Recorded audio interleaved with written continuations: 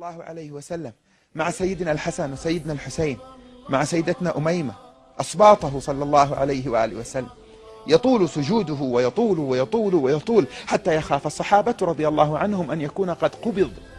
انظروا حتى الموت ارتبط عندهم بالجمال. وجه ارتباطه بالجمال هنا هو المحبة والخوف على من فوق والإشفاق من فراق المحبوب. فلما طالت سجوده رفع رأسه من السجود وانتهى من الصلاة قالوا يا رسول الله أطلت حتى خشينا أن تكون قد قبضت. قال لا، ولكن ابني هذا ارتحلني وأنا ساجد فكرهت أن أقطع عليه ارتحاله حتى فروغ.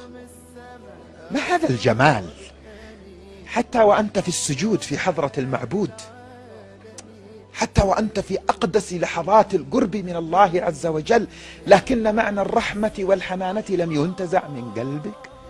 كان بعض المشايخ يقول تأملوا، لا يتأتى لطفل صغير صبي أن يأتي في مكان فيه الناس بعدد كبير يصلون ويتخطى الصفوف ليصل إلى جده ويصعد على ظهره وهو ساجد، إلا إن كان قد تعود على ذلك في الحجرة.